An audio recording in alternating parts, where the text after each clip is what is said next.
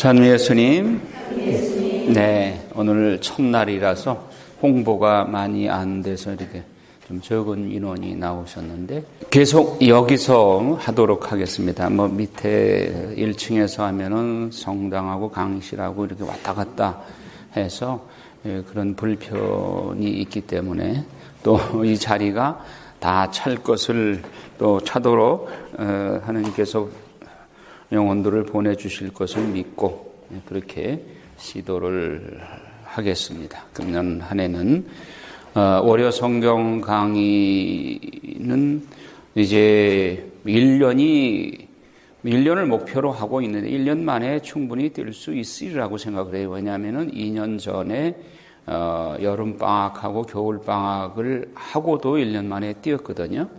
그런데 이번에는 조금 더 자세하게 본문 중심으로 본문을 읽어가면서 주석을 더 깊이 있게 하려고 그렇게 계획을 잡고 있습니다. 왜냐하면 강의가 성경 본문을 읽도록 도와주는 역할이지 강의만 듣고 본문을 안 읽으면 아무 소용이 없어요.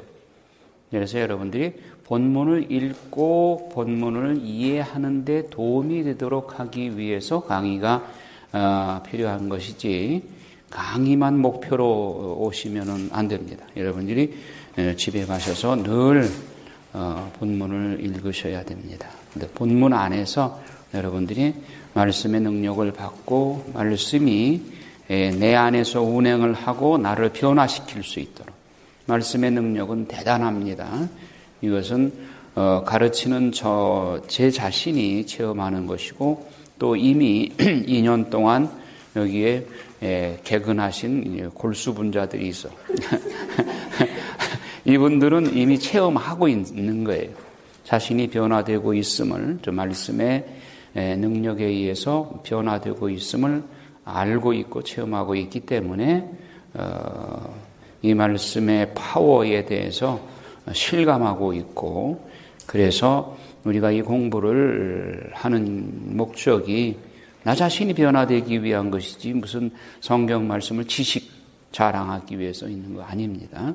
우리는 말씀이 체득된 진리로 내 안에 육화돼서 말씀이 살이 되어 오신 분이 예수님이시듯이 우리가 말씀 안에서 변화되고 예수님의 모습으로 바뀌는 것, 이것이 우리의 목표인 것입니다. 자, 시작 기도하고 이렇게 하겠습니다. 성부와 성자와 성령의 이름으로. 사랑하는 주님, 오늘도 우리 당신 눈에 넣어도 아프지 않을 만큼 사랑하는 영혼들을 이 미리네 성지의 티란누스 성경 강좌에 초대해 주시니 감사드립니다. 주님의 말씀이 창조와 구원 능력을 지니고 있듯이 여전히 우리 안에서 새 창조를 이루실 것을 우리가 굳게 믿고 체험하고 있습니다. 당신의 말씀 한마디로 천지를 창조하시고 또 구원 사업에 있어서 신약에 있어서 여러 가지 기적들을 행하신 것도 오로지 당신의 말씀으로 하셨음을 믿고 그 말씀이 이렇게 위대한 능력을 지니고 있음을 우리가 체험하고 이 성경 공부 자리에서 성령께서 운행하시어 우리 안에 이 놀라운 말씀의 역사를 이루어 주실 것을 굳게 믿고 오늘 첫 시간을 주님께 봉헌합니다. 이 자리에 참석하신 모든 영혼들, 이 영혼들 안에서 이미 말씀이 운행하시며 역사하고 계심을 굳게 믿고 이 시간을 시작하려고 합니다. 주님, 부족한 사제 이 자리에 세우셨으니 인간의 말이 아니라 하느님의 말씀만이 입술을 통해 선포되게 하시고 당신의 말씀만이 이 자리에서 모든 영혼들에게 당신의 놀라운 역사를 일으켜 주시옵소서. 시작부터 마치는 시간까지 주 성령께서 함께 하시고 어제 성령 강림대 주기를 통해서 충만하게 받은 성령께서 이 시간 내내 함께 운행하시고 또 우리의 앞길을 인도하여 주시어서 말씀의 놀라운 능력 안에 능력의 바다에 우리를 잠궈 주시옵소서. 이 시간을 온전히 주님께 맡겨드리고 성모 성심과 더불어 우리 주 예수 그리스도의 이름으로 비나이다. 성부와 성자와 성령의 이름으로. 예.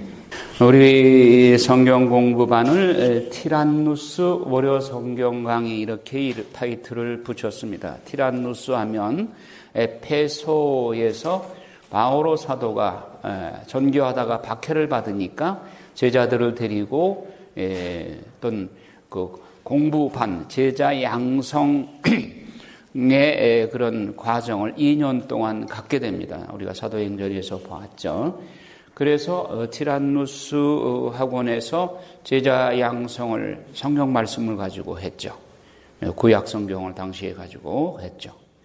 그래서 그 제자 양성의 2년 동안의 그 과정을 통해서 제자들이 놀라울 만큼 변화돼서 이분들이 말씀의 불을 받고 전 세계에, 그 당시에 전 세계에 흩어져서 로마서 보게 되면 로마서 16장 당신의 로마서 서간을 편지를 보내면서 로마에 있는 나의 제자 누구누구에게 안보해달라 하는 사람이 열거된 인원만 26명. 로마에 바오로 사도가 한 번도 안 갔습니다. 안 갔는데 로마 서간을 쓰면서 벌써 거기에서 당신 제자들이 26명이나 활약하고 있고 언급된 인원만 26명. 그 이상 되겠죠. 그리고 고린도니 각 당신이 세운 교회들의 곳곳에 흩어져서 새로운 교회를 시작하면서 또 지도자가 돼서 교회의 지도자가 돼서 눈부신 활약을 하고 있는 것을 볼 수 있었습니다.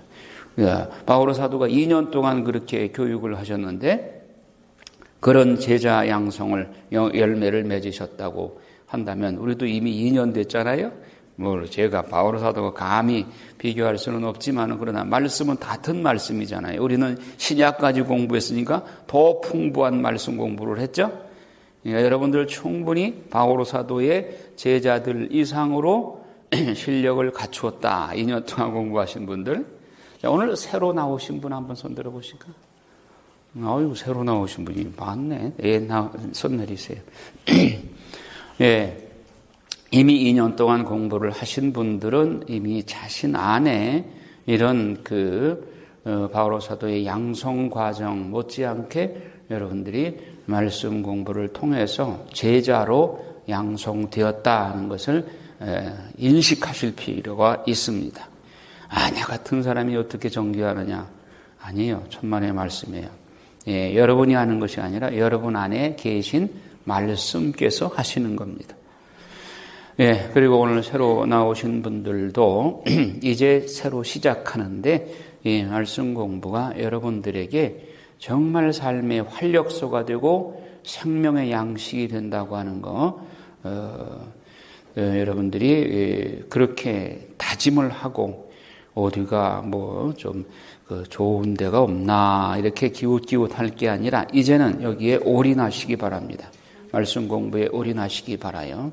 이 시대를 구하는 길은 오직 말씀밖에 없다. 이거를 사제로서 성직자로서 새삼 새롭게 느끼고 삽니다. 제가 어제 이광호 교수라고 들어보셨죠? 들어보셨어요?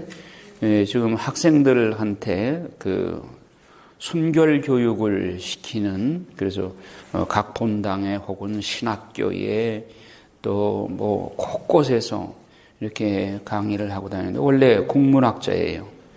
잘 나가는 국문학자였는데 학생들을 이렇게 교육을 하고 하다 보니까 결석을 많이 하는 여학생들이 있는 거예요. 왜 그렇게 결석을 하는가 궁금해서 기말 시험 때 너 이렇게 출석이 안 좋으면 성적이 좋을 수가 없다. 그래서 낙제 간신히 면하는 점수를 주려고 했더니 얘가 찾아와가지고 상담을 하는데 아파서 못 나왔다니. 그럼 그렇게 한 학기 내내 그렇게 아팠느냐? 얘기를 들어보니까 기가 막힌 거예요. 벌써 학생이 낙태 수술을 몇 번 해가지고 그것이 후유증이 와가지고 완전히 사람이 폐인이 돼버렸어. 그래서 학교를 못 나오는 거예요. 그런데 그런 아이가 한둘이 아닌 거예요. 네, 한 반에 5명, 6명씩 되는 거예요. 그러면서 자기가 신자니까 기도 중에 예수님께서 너 국문학 가르치는 게 중요하지 않다. 요즘 청소년들이 이렇게 병들어가고 있다. 그래서 청소년들의 순결 교육 쪽으로 네가 방향을 전환하라. 그 내적 음성을 강하게 느낀 거예요. 그래서 2년인가 교수하다가 방향 전환을 했어요. 교수 안정적인 직업이고 월급 다달이 나오고 방학 때 쉴 수 있고 한데 그거를 저버리고 이 길로 순결 교육 쪽으로 돌아서니까 뭐 봉급이 있어요. 생활보장 없죠. 지금은 또 가난에 쪼달리고 있지만 그러나 안양에 지금 사무실 하나 조그맣게 차리고 계속 제자 양성을 합니다. 그야말로 자기 혼자는 할 수가 없으니까. 그리고 교회에 계속해서 이건 교회가 투자해야 되고 교회가 이 시대의 청소년들을 구해야 된다. 교회 밖에는 아무 데도 기대할 데가 없어요. 여러분 매스컴 지금 진실을 전합니까? 거짓말 선전장입니까? 매스컴은 완전히 거짓말하고 있습니다. 상술이에요, 상술. 그 매스컴 안에 광고. 우린 잘 못 느껴요. 우리 40대 이후에는 그런 데 대한 감각이 늦어져서 광고 보고 저게 무슨 광고인가 잘 몰라요. 나도 그래요. 그런데 젊은 친구들. 지금 한국에 중2가 제일 무섭다고 그러죠? 예, 김정은이가 중2 무서워서 못 내려온대요. 중2들이 지금 여러분들의 자녀들, 손자녀들 중2가 볼 거 다 보고 타락할 대로 다 타락해 있어요. 많은 경우에. 이게 소수면 문제가 다른데 옛날에 그런 거 없었겠어요? 소수였죠. 지금은 대다수예요. 그런 무리에 속하지 않으면 왕따 당해요. 그리고 그런 것, 퇴폐 문화에 젖어서 첨단을 걷게 되면 얘들이 반에 와서 자랑을 해요. 포르노 영화 보고 자기가 자랑을 한단 말이에요. 그러면 영웅시 돼. 그런 거 안 보는 사람은 왕따 당해요. 이 세상이 지금 어떻게 가고 있는지. 그러면 여기에 우리가 붙잡아야 할 것은 성경 진리밖에 없어요. 지금 진리 자체가 흔들리고 있어요. 성경에서 뭐라고 그럽니다. 동성연애 이거는 죄악 중에 큰 죄악입니다. 소돔과 고모라를 멸망할 만큼 그렇게 큰 죄악이었어요. 지금 어때요? 동성연애 합법화하고 있는 나라들이 속속 늘어나고 있어요. 우리나라 언제 이거 합법화될지 모릅니다. 미국은 지금 어떠냐? 우리 어제 미국에 사목하셨던 우리 수사님이 저녁 식사할 때 그런 얘기를 해요. 미국 국가에서 전국 고등학교에 그 비디오를 보급을 했는데 거기에 동성연애 성교육 시키는 그 자료가 공공연하게 교육을 현장에서 방영되고 있고 그렇게 가르치고 있다는 거예요. 여러분 그렇게 되면 어떻게 되는 줄 알아요? 동성연애가 성경 원리에 안 맞다라고 설교하면 붙잡혀가는 겁니다. 동성 결혼 뭐라고 그러나 동성 결혼 차별화 금지법에 위반돼서 잡혀가요. 교단에서 만약에 그런 얘기했다면은 교직 박탈당합니다. 지금 미국이 그런 사회예요. 만약에 한국의 그 법이 또 통과된다면 국회법을 통과한다면은 국회에 통과된다면 우리나라 똑같은 상황이 돼요. 이혼과 재혼이 만연되고 있고 낙태된 영혼들이 출산하는 숫자보다 더 많아지고 있고 이게 매스컴을 통해서 그것이 점점 합법화되고 그것이 자주 방영되게 되면 그걸 보는 사람은 요즘은 그렇게 해도 되는가 보다 감각이 무뎌져요. 이런 시대를 우리가 지금 살고 있습니다. 저는 그렇게 표현해요. 이 세상이 죄악의 지뢰밭이다. 어딜 밟으면 터질지 몰라. 지금 그런 세상을 우리가 지금 살고 있어요. 진리가 지금 외면당하고 있고 오히려 진리를 쫓아 살고 있는 사람들이 왕따 당하는 세상이 돼가고 있어요. 특히 중고등학생들, 학생들이 더 그래요. 그러니까 청소년들의 그 성경험 연역이 점점 낮아지고 지금 13세까지 내려왔대요. 13세면 초등학교 몇 학년이에요? 초등학교 6학년들이 한다는 거예요. 남녀 간에.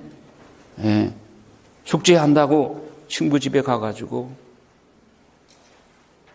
그러니까 매스컴에서 그런 것을 계속 방영하고 하니까 또 얘들이 보는 것이 뭐라고? 야동? 이름이 그럴듯하죠. 포르노예요. 그걸 보면서 전혀 수치심도 없는 거예요, 이제는. 당연한 걸로. 모든 사람들이, 애들이, 친구들이 다 보고 있으니까 그거 안 보면 오히려 시대에 뒤떨어진 사람 왕따 당한다. 이런 시대를 우리가 지금 살고 있습니다. 그래서 우리가 붙잡아야 할 것은 성경 진리밖에는 없다. 성경 이외에 어떤 곳에도 진리를 찾아보기가 힘들다. 어떤 학자는 말합니다. 도서관에 수백만 권의 책의 엑기스를 다 모아도 성경 한 권 진리만 못하다. 정말 그렇습니다. 실감합니다. 세상에 좋은 책도 많지만 나쁜 책은 더 많아요. 봐서 해로운 책이 더 많아요. 시간 낭비이고 또 인간의 건전한 상식이 오염되고 청소년들 굉장히 예민하고 또 사춘기에 굉장히 호기심 많죠. 그런 아이들이 어릴 때부터 그런 나쁜 것들이 각인되면 평생 가는 겁니다. 그 인생이. 그러니까 결혼관이 우리가 육체적 결합만이 그 결혼이 아니잖아요. 정신적인 사랑의 관계가 부부관계인데 이게 어릴 때부터 그런 나쁜 매스컴의 영향으로 인해서 그렇게 남녀관계를 육체적인 그런 관계로 각인이 돼버리면 그 결혼이 어떻게 되겠는가? 불을 보듯 뻔한 거예요. 자, 이런 사회에 살고 있는 우리로서는 정말 성경 진리만이 우리가 붙잡아야 할 진리라고 하는 거, 우리가 그런 의미에서 말씀 공부가 절실한 겁니다. 성경을 공부해야 하는 이유에 대해서 제가 설명을 해드리겠습니다. 자, 지금 가치 질서가 극도로 혼란되어 있습니다. 진리가 출장가고 오류가 판치고 있는 세상이에요. 결혼관의 혼란, 지금 다 말씀드렸습니다. 그리고 절대적 진리가 부정되는 이런 시대를 살고 있습니다. 또 미국에서 판치고 있는 뉴 에이지 운동, 앞으로 성경 공부하면서 여러 번 나오겠는데 뉴 에이지 운동은 어느 하나만을 얘기하는 거 아닙니다. 여기에 목적이 뭐냐? 이 뉴 에이지 운동의 목적이 뭐냐? 하느님으로부터 떼어놓는 거예요, 인간을. 목적이 그거예요. 하느님 신앙으로부터 떼어놓기 위한 다양한 방법이야. 뉴 에이지 운동은 여러 가지 방법으로 사상적으로 또는 그 현대인들한테 적절하게 구미에 당기는 그런 호기심을 자극하고 혹하게 유혹하는 그런 다양한 방법으로 사람들을 끌어당기는데 결국은 하느님으로부터 떼어놓는 거. 하느님 신앙으로부터 멀어지게 하는 그런 방법을 종합적으로 그냥 뉴에이지 운동이라고 말합니다. 그 다음에 상대성의 원리, 종교다원주의. 진리는 절대적 진리죠. 하나 더하기 하나는 둘이라고 하는 게 2000년 전의 원리가 지금이라고 해서 하나 더하기 하나가 셋이 되고 혹은 하나라고 하는 그렇게 변질되는 거 없습니다. 절대적 진리입니다. 진리는 절대적 진리입니다. 시대와 장소를 초월해서 진리는 변함이 없는 것입니다. 그런데 상대성 원리는 뭐냐? 세상이 변하면 원리도 진리도 변한다, 바뀐다. 이런 원리가 상대성 원리예요. 그러니까 절대적 진리는 없고 너와 나와 합의가 되면 그것이 진리다. 이런 원리가 상대성 원리입니다. 그러면 시대와 장소에 따라서 진리가 바뀔 수 있다면 세상이 불안하죠.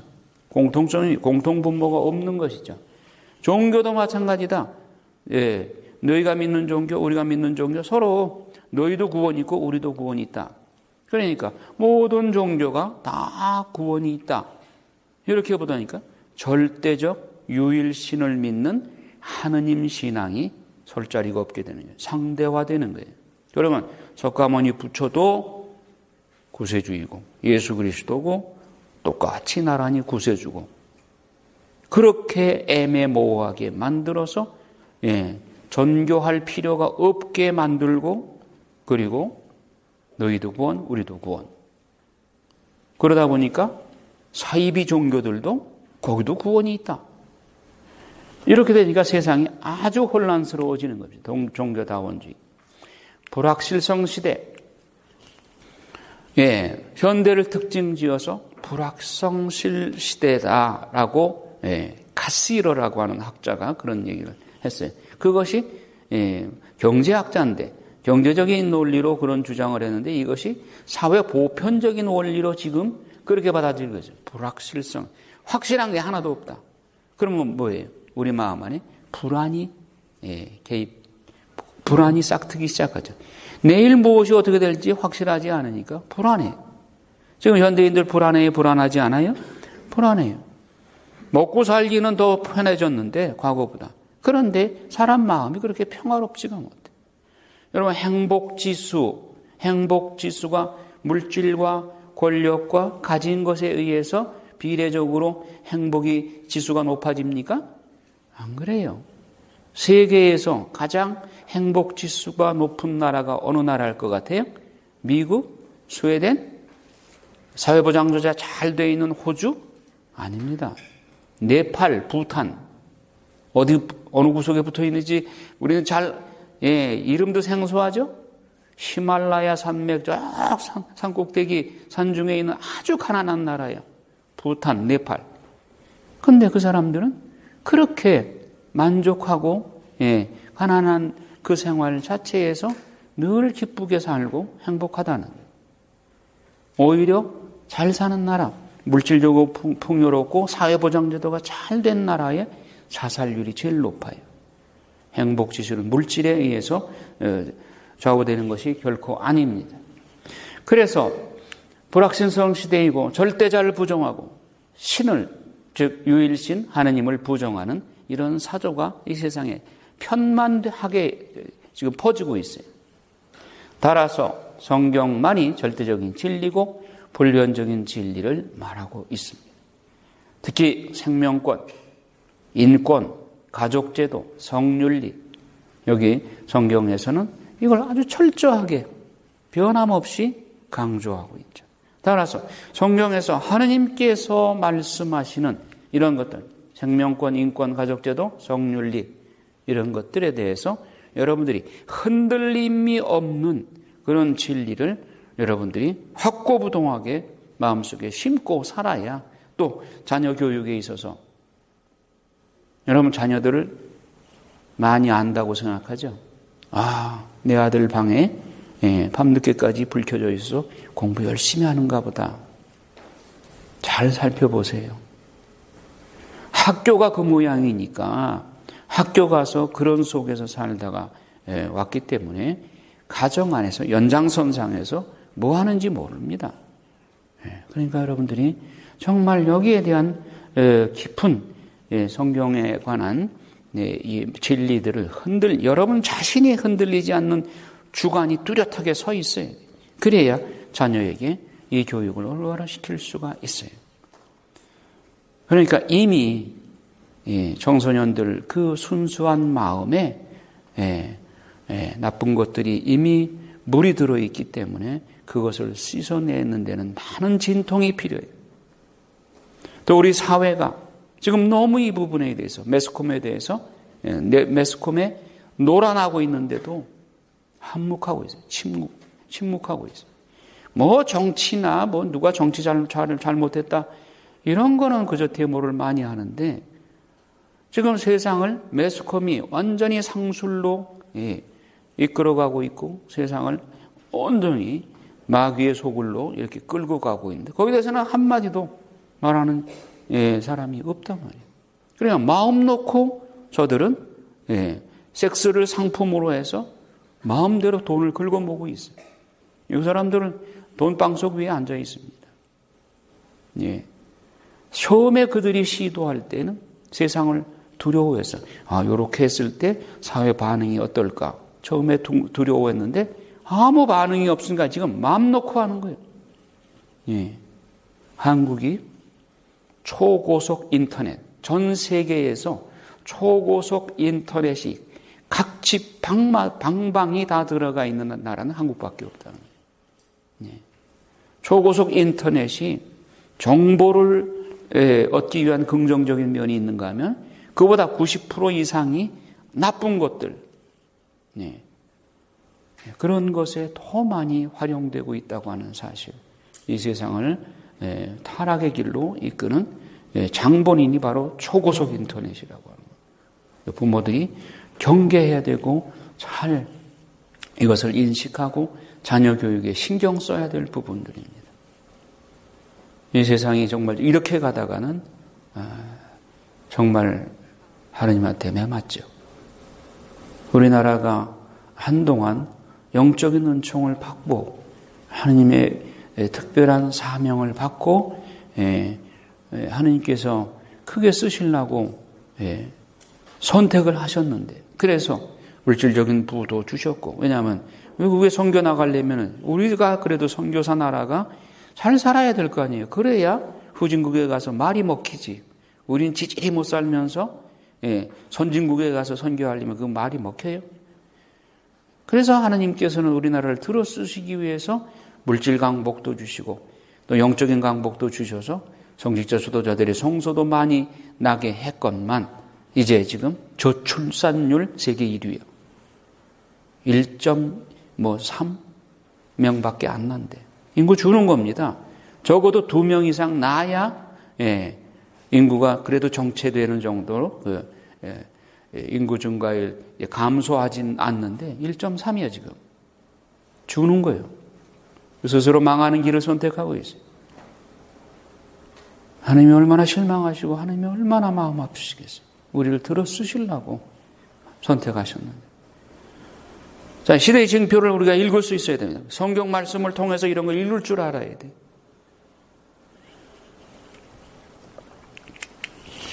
자, 성경을 모르는 자는 그리스도를 모르는 사람이다. 예로니모 성서학자가 그런 말씀을 하셨습니다. 왜? 하나님을 아는 방법은 하나님은 눈에 보이지 않습니다. 눈에 보이지 않는 하나님을 어떻게 알 것인가?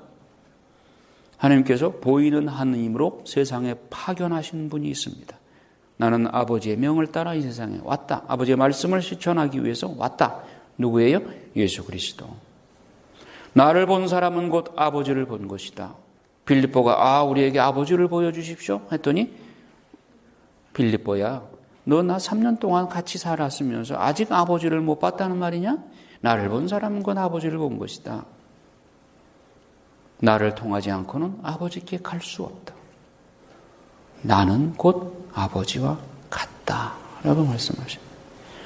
보이는 하느님의 모습으로 세상에 오신 예수 그리스도, 또 보이지 않는 하느님을 아는 방법은 그분이 남겨주신 말씀, 성경 말씀 안에 그분이 어떤 분이시고 그분의 마음이 어떤 분이시고 그분의 사랑과 그분의 자비가 얼마나 크신지가 말씀 안에 다 녹아 있습니다. 따라서 성경 말씀 안에서 하느님의 사랑의 숨결을 느낄 수 있어야 되고 하느님의 체온을 느낄 수 있어야 돼요. 하느님이 이 세상을 바라보시면서 탄식하는 한숨 소리를 들을 수 있어야 돼요. 말씀은 곧 하느님의 마음을 표현하고 있습니다. 따라서 하느님을 아는 방법, 예수 그리스도를 통해서 그리고 하느님의 말씀을 통해서 알 수 있다. 그런데 예수 그리스도를 사실상 알기 쉬우냐? 유다인들이 말씀을 꿰고 있다고 하는 유다인들도 예수님을 안 받아들였어요. 예수님이 제자들에게 마지막으로 유언으로 주실 때에 너희들이 나와 함께 3년 동안 같이 살았지만 마지막 날에 내가 잡히고 순환하고 십자가에 못 박힐 때 다 도망갈 것이다. 사실상 그랬어요. 내가 지금 하는 말은 너희들이 감당하기 어렵다. 그러나 내가 보낼 보호자 성령을 받게 되면 너희들은 그때 내가 한 말을 다 깨닫게 될 것이고 내가 누구인지를 알게 될 것이다. 성령은 곧 나를 변호할 것이고 나를 알려줄 것이다. 요한복음에 나오죠. 과연 성령께서 오시어서 예수 그리스도가 누구이시고 하느님의 말씀이 무슨 뜻인가를 깨닫게 해주셨습니다.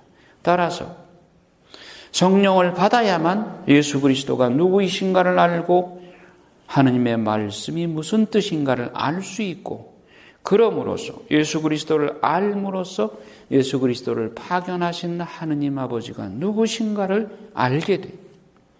따라서 삼위일체 하느님은 그 중에 유다인들은 성부 하느님만 믿었어요. 성자 안 받아들였어요. 또 성령이 있는 줄도 몰랐고. 그래서 예수님께서 요한복음에 너희들이 하느님을 믿는다고 그렇게 자부하지만 그분이 보내신 나를 안 받아들이는 너희는 사실상 하느님도 모르는 거다. 그랬죠? 요한복음에 나오죠. 나를 안 받아들이는 너희는 사실상 하느님 아버지도 알지 못하고 받아들이지 않는 것이다. 삼위일체 하느님은 성령을 통해서 예수 그리스도를 알고 하느님의 말씀을 알게 되고 비로소 또한 예수 그리스도를 통해서 하느님 아버지를 알게 되니까 우리가 성령을 받아야만 어제 성령 강림 대축을 통해서 성령을 받아야만 하느님을 삼위일체 하느님을 온전하게 알 수 있는 것입니다. 여러분 유다인들이 믿었던 그 하느님의 신관과 우리 그리스도교에서 믿는 하느님의 신관이 같습니까? 다릅니까? 다른 거예요. 하느님은 그들이 믿는 하느님이나 우리가 믿는 하느님이나 같은 하느님이지만 그들의 신관은 성부만을 생각하는 그런 신관이기 때문에 불완전한 신관이에요. 따라서 우리 그리스도교의 삼위일체 하느님의 신관은 유다교의 불완전한 신관을 완성시킨 교.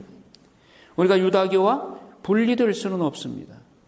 그러나 유다교의 구약시대에 믿어온 유다교의 신관의 불완전함, 즉 성자 예수 그리스도와 성령을 배제한, 일부러 배제했다기보다는 몰랐던 것이죠.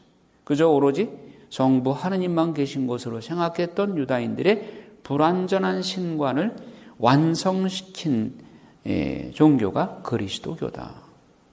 대상은 한 분이지만 한쪽 면만 보았던 유다인들에 비해서 우리는 온전한 하느님, 삼위일체 하느님을 온전하게 다 볼 수 있는 그런 완전한 신앙 형태가 그리스도교다 이렇게 말할 수가 있겠습니다.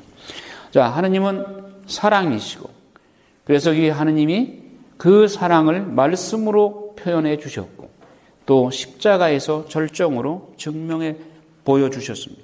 죽음보다 강한 사랑.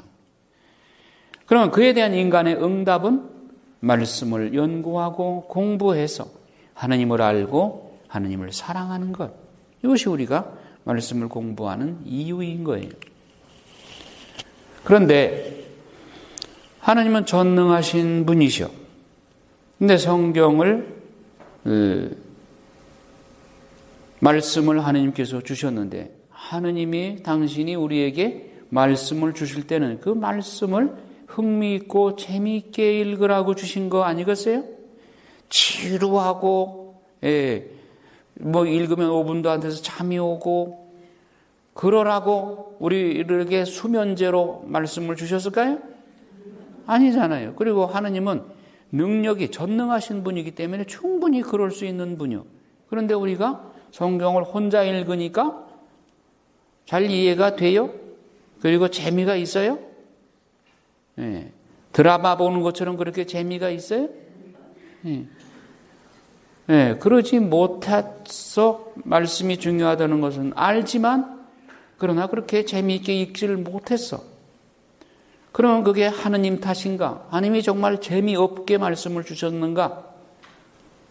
아니면 우리가 방법을 몰라서 그렇게 재미없게 읽었는가? 어느 쪽일까요?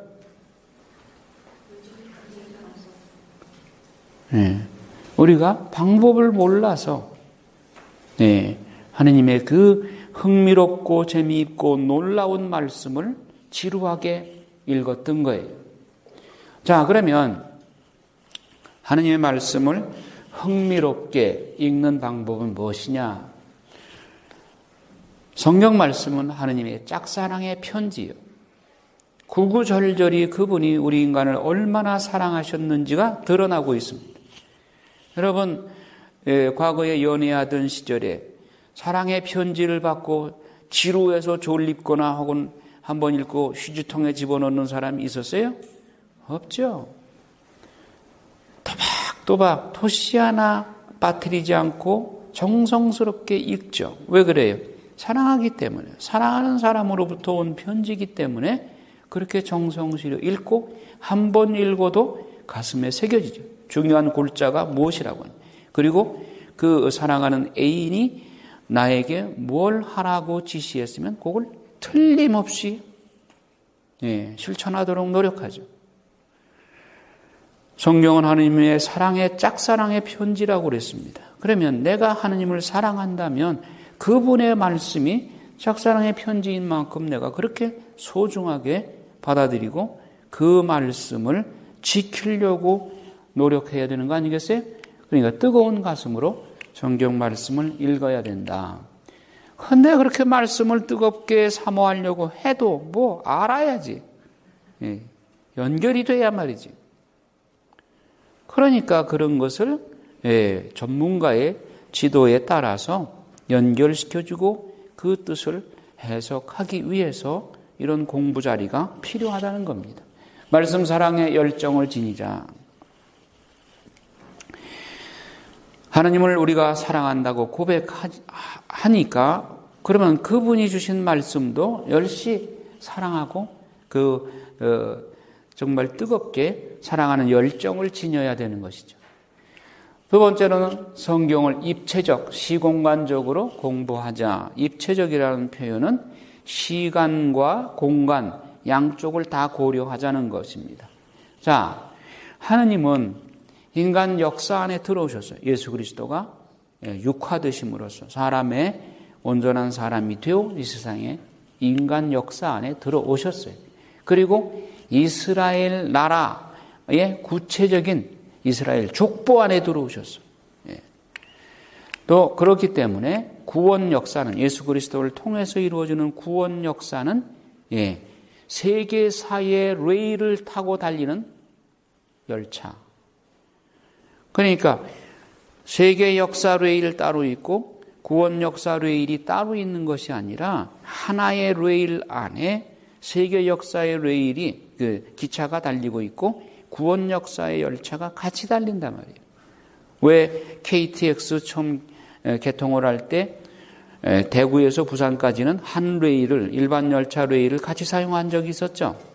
네, 그렇게 연상하시면 돼요. 그래서 구체적으로 하느님이신 분이 사람의 모습으로 세상에 오셨고 그분이 이스라엘 역사와 땅에 시공간적으로 역사 안에서 오셨어요. 2000년 전에 구체적으로. 그래서 역사 안에서 내려진 하느님의 그 말씀을 이해하려면 말씀이 공중에서 허공에 띄워준 것이 아니라 세상 안에 살면서 그 시대 환경과 역사적 배경, 지리적 배경 아래에서 사람으로 오신 예수님이 그 시대의 제자들과 그 시대의 그 지역의 팔레스티나 지역에 사는 사람들에게 구체적으로 주신 말씀. 따라서 그 말씀을 공중분해해가지고 허공에 띄워서 이해하면 제대로 이해가 안 되는 거예요. 그 시대의 시간과 역사, 공간적인, 지역적인 문화 배경, 이런 것들과 함께 섞여 있는 하느님의 말씀, 그 안에 뿌리 내린 하느님의 말씀을 시공간적으로 이해해야 된다는 것입니다. 역사와 그래서 지리 공부를 겸해서 해야 성경을 바로 이해할 수 있다. 2년 동안 같이 공부한 분들은 이것은 귀가 따갑게 말씀을 드렸고, 여러분들이 다 성경 지도책을 다 가지고 계시고 또 공부할 때 항상 성경 지도를 펴놓고 공부하시기 때문에 더 이상 말씀 안 드려도 되겠습니다. 그 다음에 팔레스티나의 기후적 배경. 그러면 구체적으로 팔레스티나의 기후 배경을 알아야 예수님께서 구체적으로 비유 말씀이나 씨 뿌리는 사람의 비유나 여러 가지 비유 말씀, 겨자씨의 비유, 그런 비유들을 그 시대에 흔히 볼 수 있는 사회 환경의 배경을 두고 비유 말씀을 주셨기 때문에 팔레스티나 지역의 문화, 지리, 환경, 역사에 대해서 알아야만 그 말씀을 완전히 이해할 수가 있는 것입니다. 자, 팔레스티나 기후 배경은 그러니까 참고하실 책은 여러분들 인터넷이나 이런 데 보면 유 토마스라고 하는 사람이 쓴 책이 시리즈로 이스라엘 문화에 대해서, 식물에 대해서, 동물에 대해서, 저는 이제 아주 감명 깊게 읽은 책이 광야라고 하는 부분, 시리즈 중에 하나입니다. 광야에 대해서 쓴 책이 있는데, 그걸 읽다 보니까, 유모세. 저기 토마스가 아니라 유모세. 류모세. 메모해 놓으세요.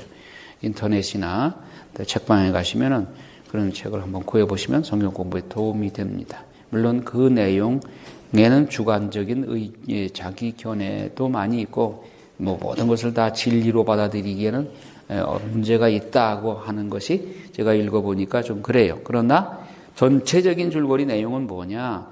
팔레스티나 지역을 알아야 된다. 그래야 성경을 제대로 이해할 수 있다. 그건 맞아요.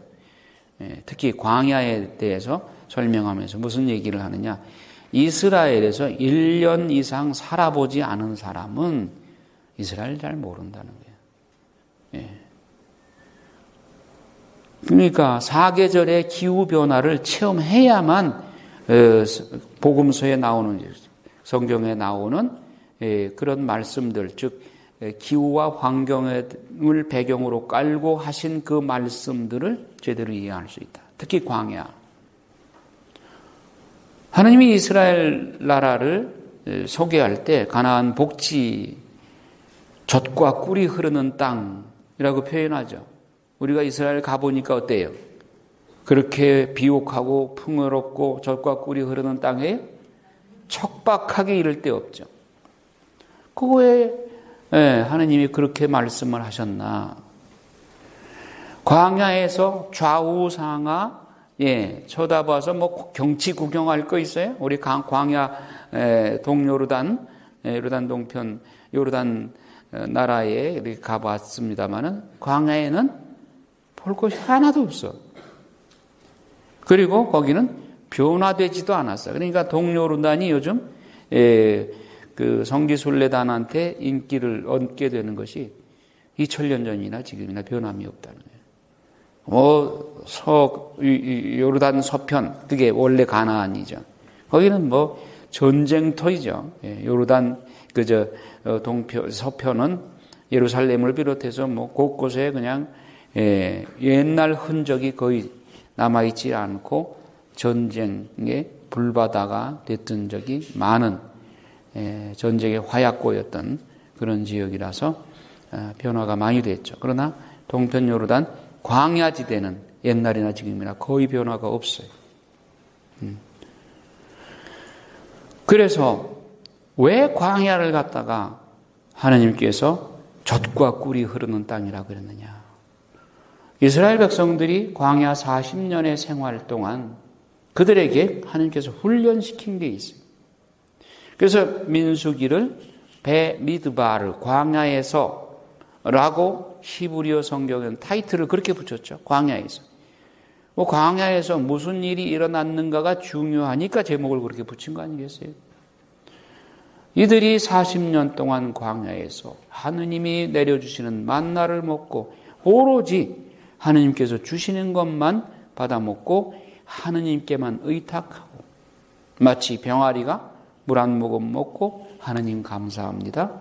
또 한 모금 목에 물고 하느님 감사합니다 하듯이 이스라엘 백성들이 40년 동안 하느님이 주시는 만나에만 의지해서 그렇게 걸어온 그 과정들이 그들을 놀라운 변화를 일으키게 했고 하느님 없이는 살 수 없는 민족이 됐고 하느님만 의탁하는 그 훈련을 광야에서 한 거예요.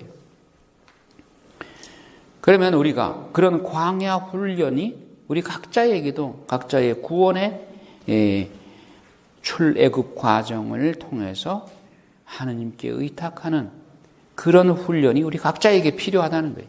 광야에서 하룻밤을 자보지 않고는 이스라엘을 논하지 마라. 류모세 그 양반이 그런 얘기를 해요. 광야에 지금 사는 사람은 베두인이나 이렇게 양이나 염소 키우고 하는 베두인들이 살죠. 예, 그들과 하루 이렇게 지내면서 광야 생활이 이런 것이구나 하는 것을 체험하면 성경을 이해하는데 도움이 된다는 그런 말을 합니다. 자, 지형을 보면 우기와 건기가 아주 뚜렷하게 나누어져요. 예, 우기는 언제부터냐? 대개 11월부터 3월까지. 예, 겨울철이죠. 한국으로 봐서는. 예, 건기는 언제냐? 5월부터 9월까지요. 우리하고는 정반대예요. 우리는 이제 몬순 기후이고 또 장마가 또 우리는 있고 이 시기에 비가 많이 오잖아요. 그리고 이 시기가 곡식이 익는 그런 시기잖아요. 곡식이 자라서 익고 하는. 그런데 이 우기에 팔레스티나 지역에서는 오히려 이때 곡식이 크는 거예요.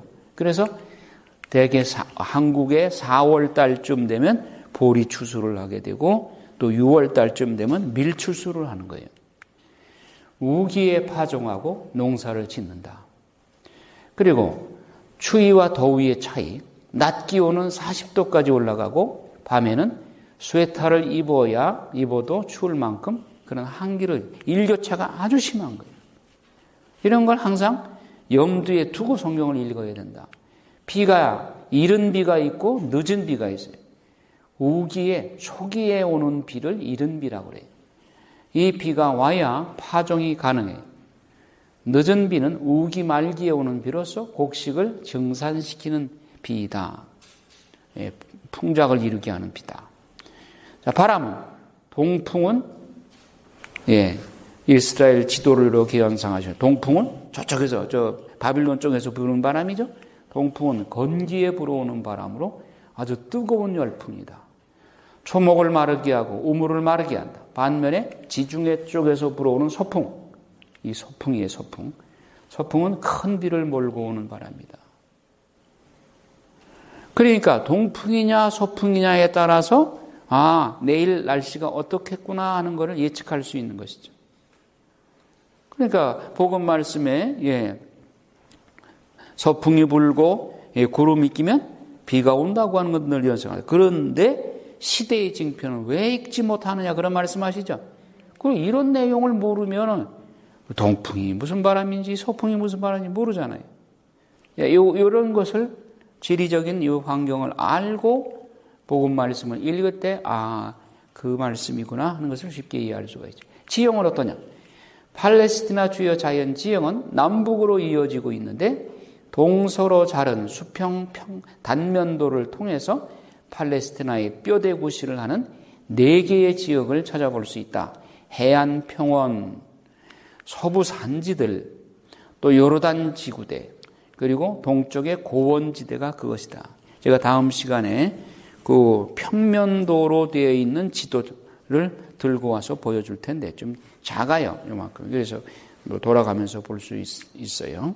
그러니까 서쪽에서 이렇게 돼가지고 요르단강이 여기 있다면 요르단강까지 이렇게 산악지대가 높아요. 그리고 요르단강에서 푹 꺼져요. 그리고 사해는 마이너스 400m예요. 세계에서 제일 낮은 지형이에요. 그러니까 사해에 들어간 물은 오직 다른 데로 빠져나갈 데가 없어. 그냥 거기 사해에서 고에서 계속 증발되고 가다 보니까 가장 염도가 높아서 물고기가 살지 않는 그냥 죽음의 바다인 거죠. 그리고 다시 올라와요. 동요르단 쪽으로. 그러니까 이렇게 올라가가지고 사해 쪽으로 이제 요르단강 쪽으로 푹 꺼지고 다시 올라와서 이렇게 돼요. 그러니까 갈릴리아도 마이너스 200m죠. 갈릴리아 호수도. 자, 역사 순서에 따른 성경 재배치. 제가 그 성경 강의하는 그 내용이 역사 순서에 따라서 성경을 읽자 그런 방법론을 제시하는 겁니다. 여러분, 성경책 목록대로 읽으면 어떤 현상이 일어나느냐? 성경 목록표를 보세요. 토라, 모세오경 종류별로 분류해 놨어요. 그 다음에 역사서, 그 다음에 예언서, 또 뭐 시가서 종류별로 분류해 놨어요. 그게 시대 역사 순서입니까? 아니에요. 그렇기 때문에 그 순서대로 성경을 읽다 보면 시대적으로 고대로 갔다 현대로 내려왔다 막 뒤죽박죽이 돼서 이게 어느 시대에 쓰여진 예언서인가 이런 것들이 전혀 감이 안 오는 거예요. 그래서는 성경을 제대로 이해할 수가 없다.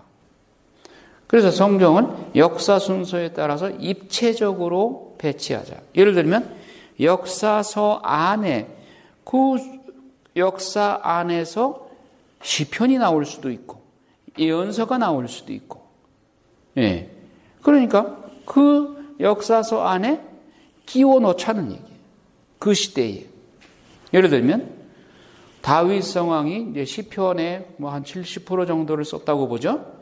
그렇다면 다윗이 어떤 환경에서 이런 시를 썼는가는 어디를 봐야 돼요? 역사서, 그 중에도 사무엘 하권을 봐야 되겠죠. 그렇죠? 사무엘 상권은 엘리 사제와 그리고 사울 왕을 세우는 것, 그리고 사울이 끝나는 것까지가 나오죠.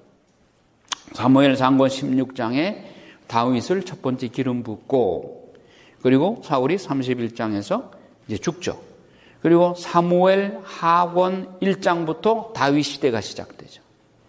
그러면 그때부터 다윗이 이제 정보를 해나가면서 거기서 시편을 중간중간에 쓰게 된단 말이에요. 그러면 그 사무엘 하권 진행 도중에 다윗이 어떤 환경에서 이 시를 썼는가를 그 자료가 있으니까 그걸 그 사이에 끼워 넣어서 다윗이 사무엘하 11장에 소위 맴매장이라고 그랬죠? 밧세바를 범하고 그리고 나단 예언자로부터 당신이 그런 사람이요 하면서 질책을 받았을 때 침상을 눈물로 적시면서 통회하면서 쓴 시가 시편 51편 통회 성령. 그러면 그 사이에 끼워 넣어서 이때 다윗이 이런 통회 성령을 썼다.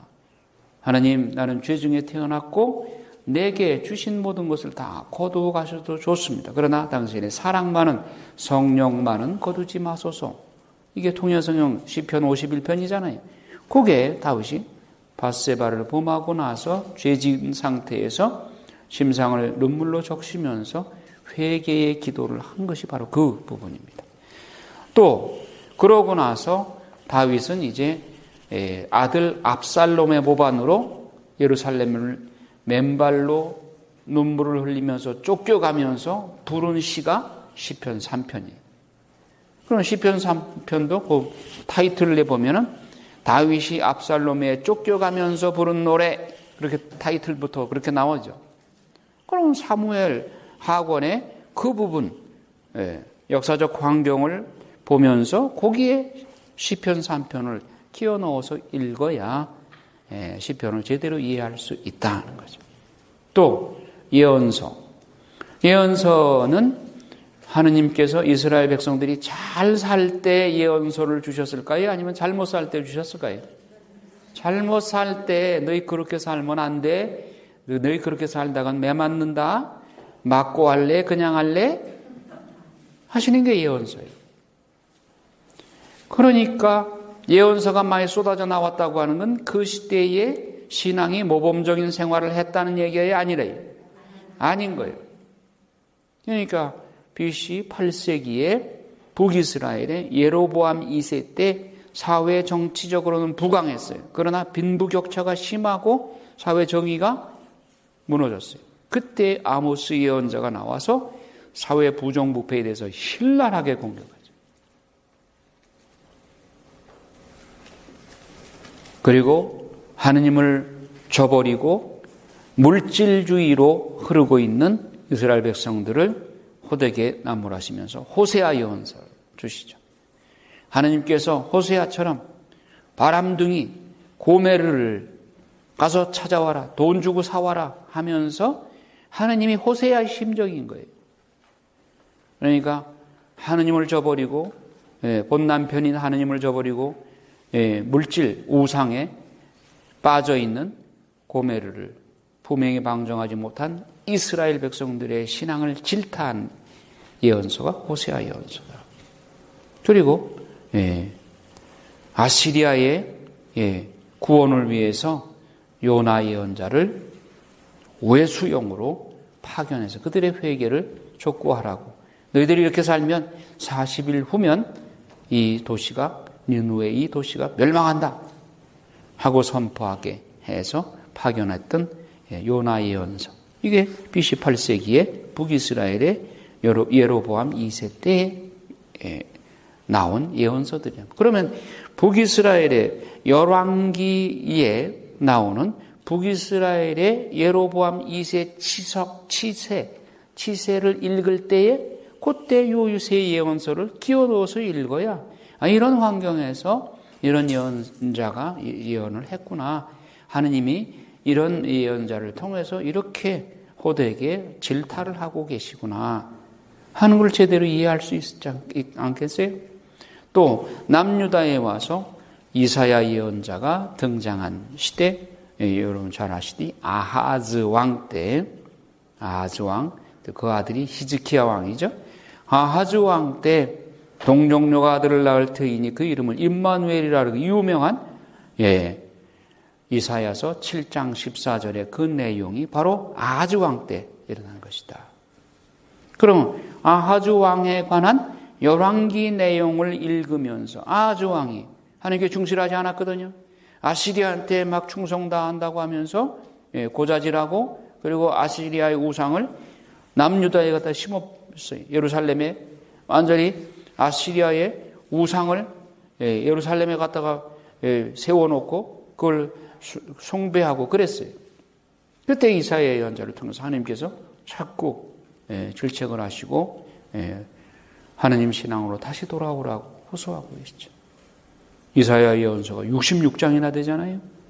근데 이사야 예언서 안에서 그 하느님의 그 마음을 아하즈 왕 그 시대의 역사 안에서 이해해야, 그리고 아하즈 시대만이 아니라 이사야 예언서는 제1, 제2, 제3 이사야라고 해서 이 3 이사야서는 이사야 예언자의 제자들이 썼다 그렇게 보는 거죠. 가톨릭에서는 개신교에서는 그냥 이사야가 60년 동안 예언했다 뭐 그렇게 말을 하는데 어쨌든 간에 그러나 이사야 3 이사야서의 내용은 남유다의 멸망 유배 시대까지 다 포괄합니다.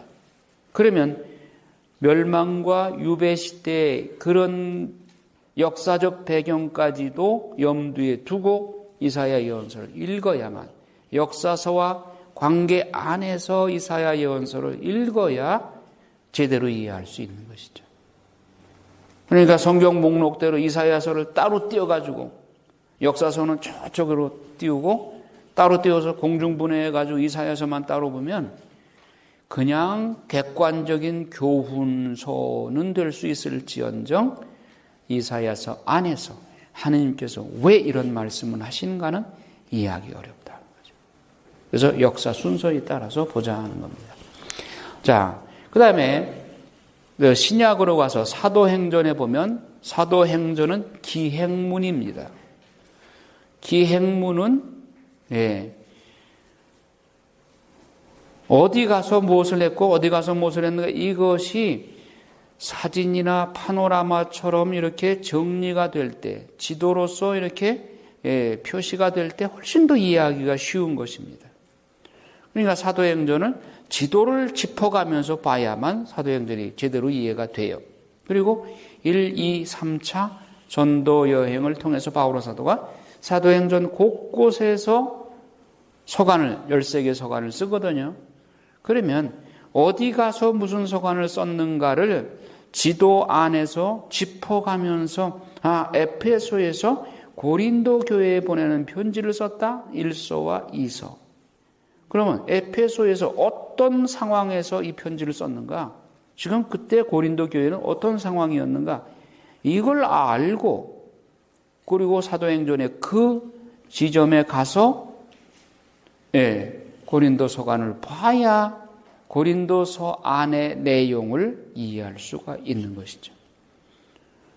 여러분들이 자녀와 주고받은 편지 그 내용을 오랜 시간이 지난 후에 펴봤을 때, 아들이 군대 가서 지금 이렇게 어려움을 겪을 때 내가 위로하기 위해서 편지를 썼던 것이지, 그걸 연상하고 그 편지를 다시 읽을 때 그때 상황이 이해가 되지, 그 상황을 전혀 기억을 못하고 편지를 읽게 되면 내가 왜 이런 글을 썼지?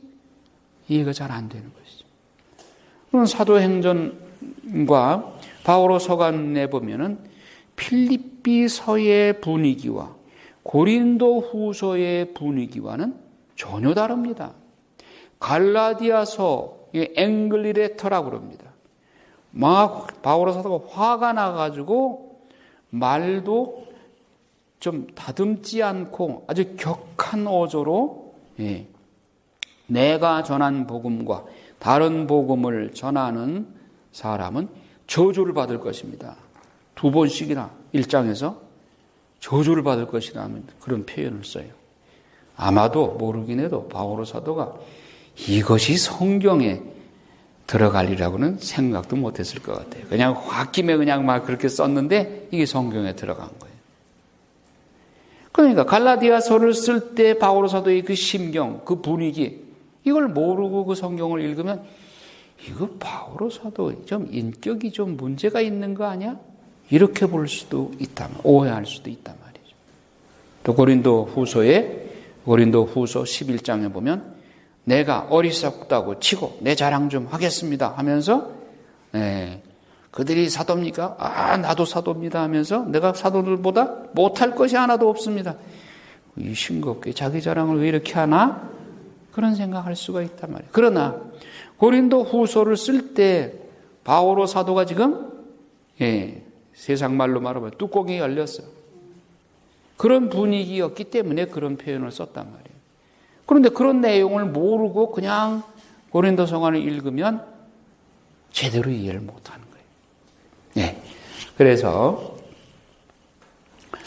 바오로 사도의 함께 그래야만 성경 말씀의 생명이 창세기부터 요한묵시록까지 끊기지 않고 이어진다. 본 강의록은 그러한 순서에 의해서 재배치다. 역사 순서에 따라서 성경을 연결해서 읽자. 자, 성경은 분리될 수 없는 한 권의 책이다. 성경은 한 저자인 성령의 감도 아래서 쓰여진 일관성과 통일성을 지닌 한 권의 책이라는 점이다. 모세오경과 요한묵시록의 집필시대의 격차는 엄청난 시간 갭이 있습니다. 하지만 수미일관하게 머리와 꼬리가 하나로 연결되어서 이렇게 한 권의 책으로서 읽을 때에 73권 안에 흐르는 하나님의 맥박을 느낄 수 있는 것이다.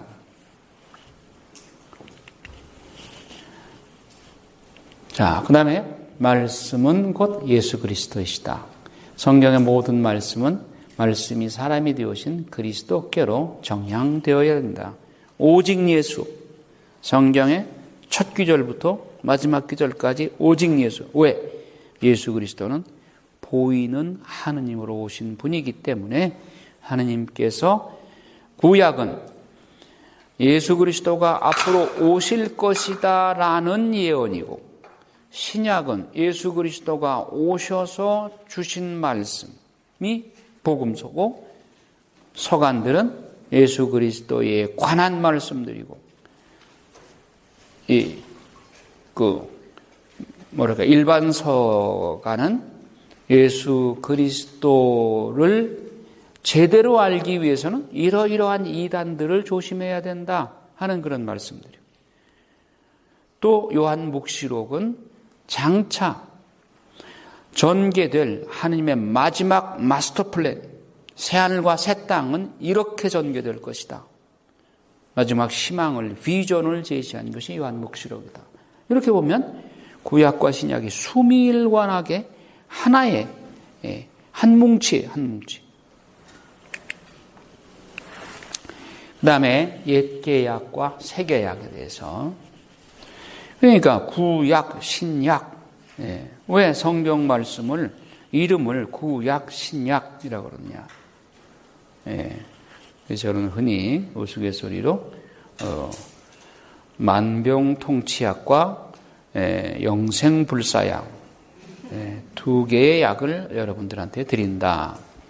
만병통치약은 반드시 두 첩을 먹어야만 된다. 그것은 구약과 신약이다. 근데 거기에 약은 약이라는 약이 아니라 약속, 계약이라는 약자죠. 테스타멘트. 그래서 올드 테스타멘트와 뉴 테스타멘트. 그러면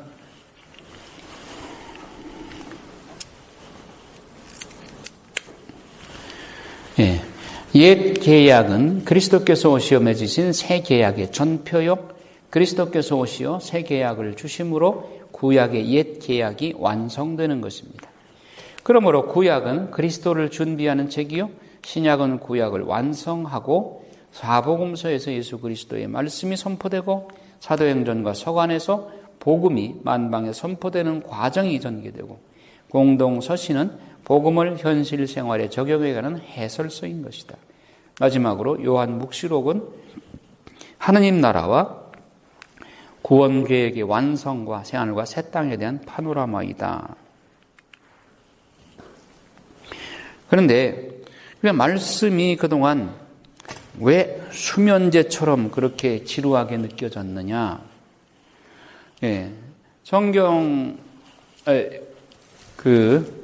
그러니까 미사성제에 보면 두 개의 식탁이 있죠.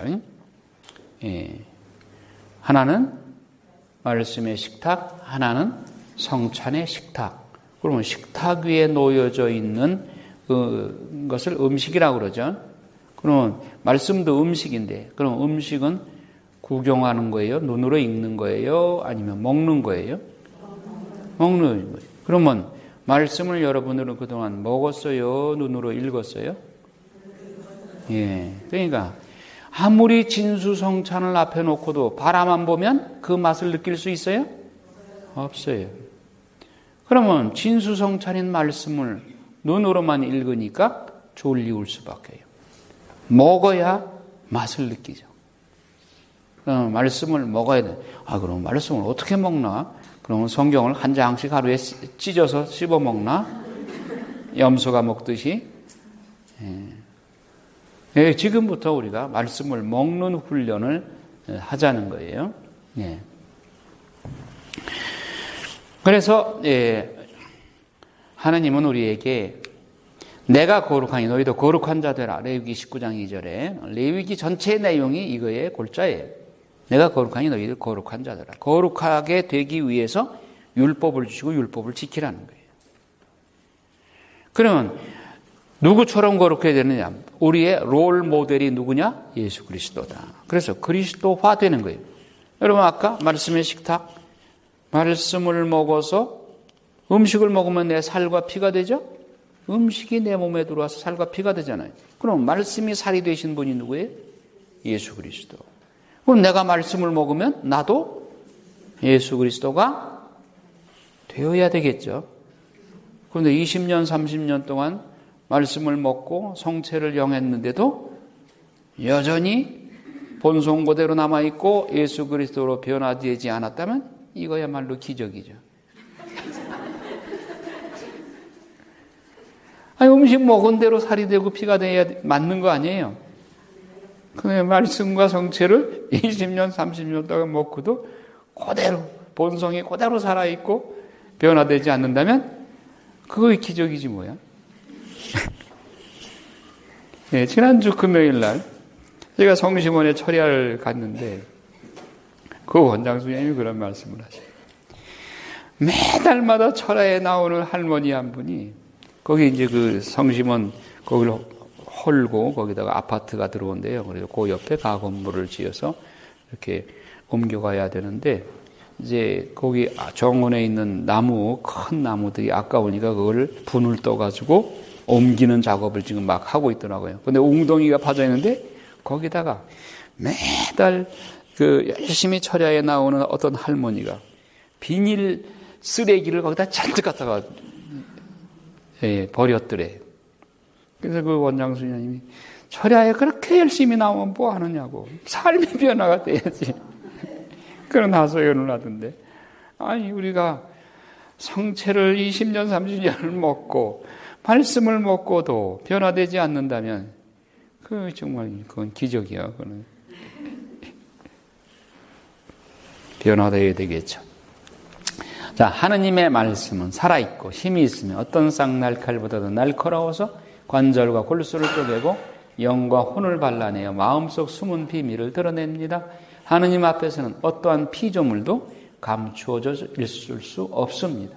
그분 눈에는 모든 것이 볼고숭이로 드러나 있습니다. 이러한 하느님께 우리는 셈을 해드려야 하는 것입니다. 히브리서 너무나 유명하죠. 4장 12절에서 13절. 예.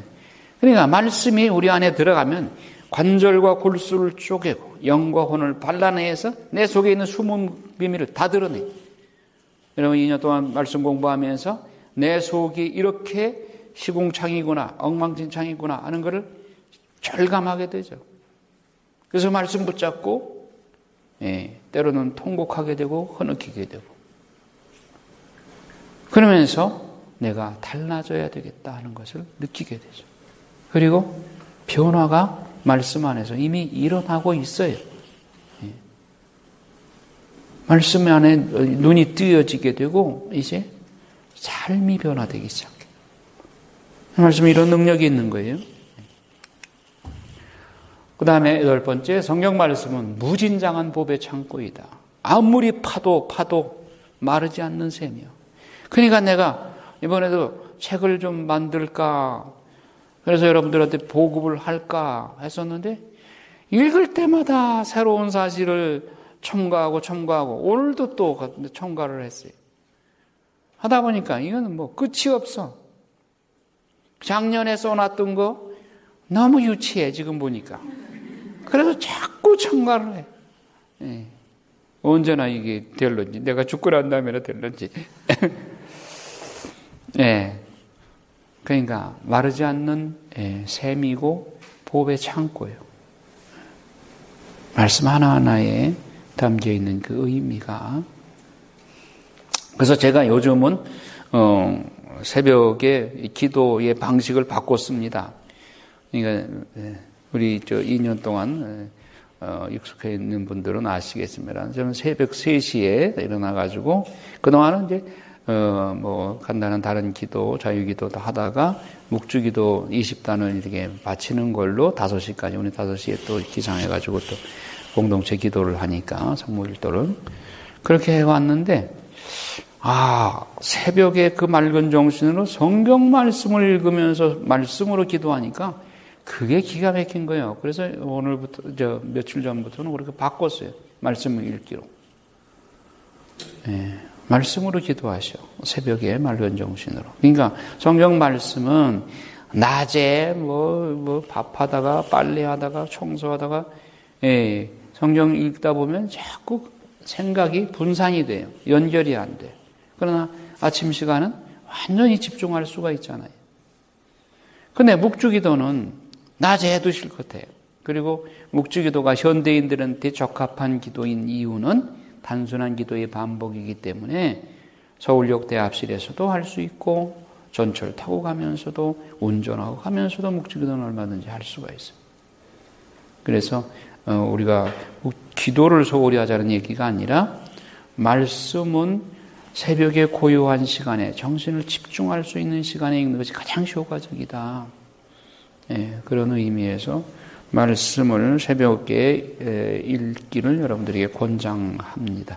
그래서 말씀은 참 이렇게 금은 보화가 담겨있는 무궁무진한 보화가 묻혀있는 보배 창고예요. 씹으면 씹을수록 새맛이 나고 캐면 캘수록 무진장의 보화가 담겨있는 무진장 광산이다. 제가 어제 책을 읽으면서 정리한 내용인데 그걸 한번 하나의 예를 들어볼게요. 혹시 내가 과거에 잘못 가르쳤는지도 모르겠어. 그리고 제가 그동안 잘못 알았던 부분이기도 해요. 레위기 1장을 펴보세요.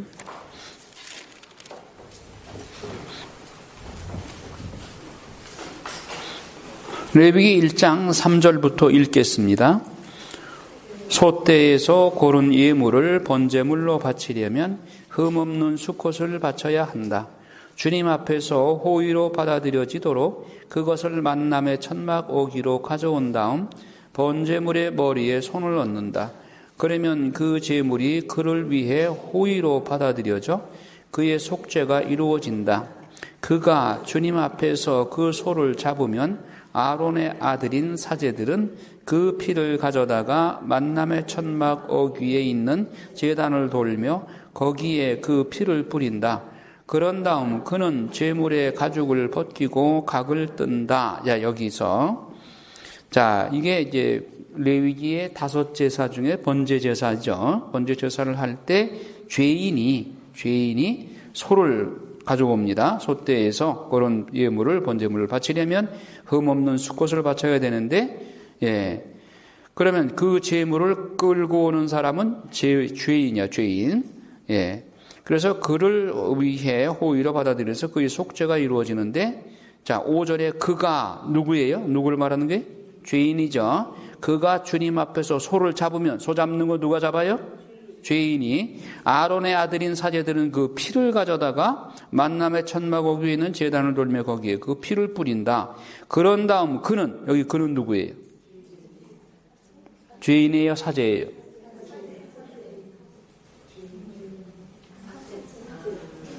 잘 생각해 보세요.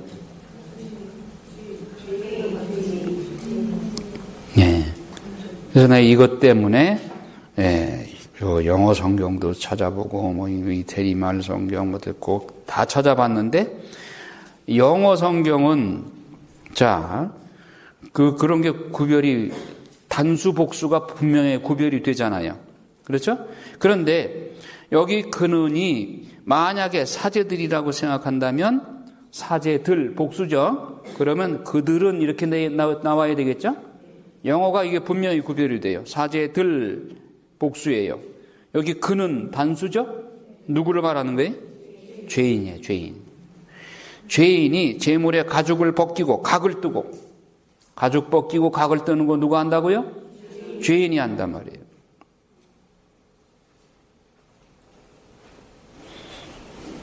이거를 내가 과거에 잘못 가르쳤는지도 모르겠어요.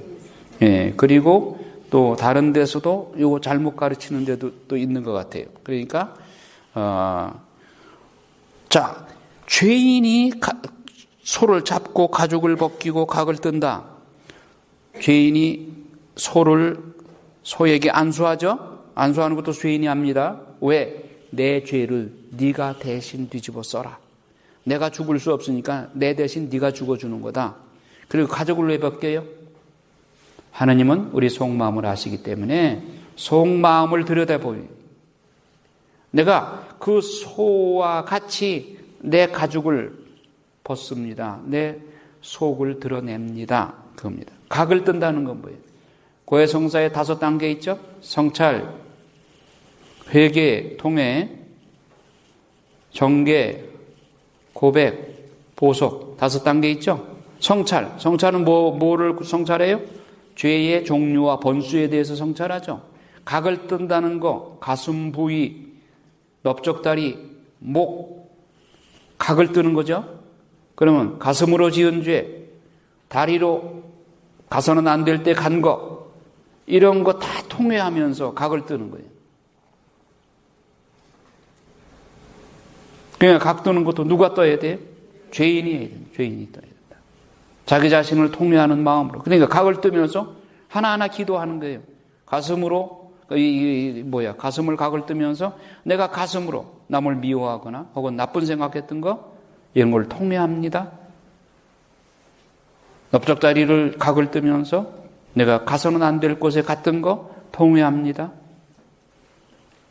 머리를 자르면서 내가 머리로 나쁜 생각했던 거, 죄 지은 모든 생각들, 이런 것들을 통회합니다. 그렇게 회개하면서 각을 뜨는 거예요.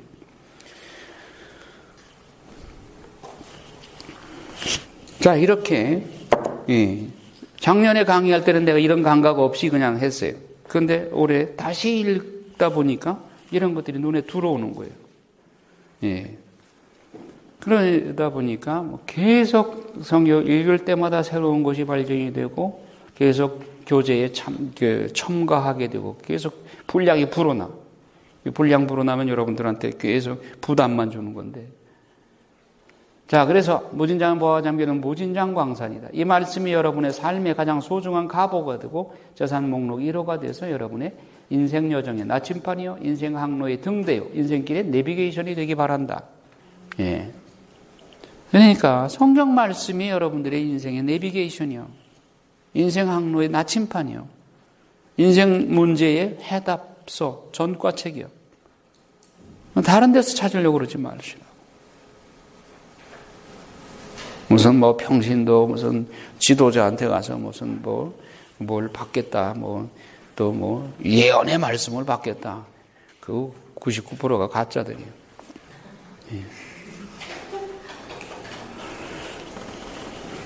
자, 그래서 여러분의 말씀이 보배이고 말씀 안에 인생 문제의 모든 해답이 다 들어있다 생각하시고 말씀을 재산 목록 1호로 항상 여행 다닐 때도 역시 말씀을 인격체로. 어떤 분은 그런 데잖아요. 기차 탈 때 기차표를 2개를 끊는 자는 하나는 예수님 자리라고. 그렇게까지는 하지 마시고 성경 말씀을 예수님의 인격으로 생각하시고 늘 가지고 다니시란 말이에요. 천주교 성경은 무거워서. 성경이 무거워야 돼요? 가벼워야 돼요? 왜? 무거운 말씀이 담겨 있으니까. 무게 있는 말씀이 담겨 있으니까 무거워야 되죠. 불평하지 마시란 말이에요. 그러니까 무겁다고 느껴지면 머리에 이고 오든지 짊어지고 오든지 가슴에 안고 오시든지 성경 말씀을 가슴에 안고 이 복천 감격 참 사랑하는 애인을 가슴에 품은 것처럼 그렇게 말씀을 애인처럼 생각하시란 말이에요. 재산 목록 1호 정말 내가 관 속에 들어갈 때는 내가 이거 한 권 그리고 목주하고 돌만 가지고 들어가겠다. 나는 예수님 앞에 가서도 내 성경책이 왜 이렇게 빨간 줄 노란 줄이 많으냐. 아이고 내 참 장하다. 내 말씀을 이렇게 소중하게 여겼으니 그렇게 칭찬받는 여러분이 되시기 바랍니다.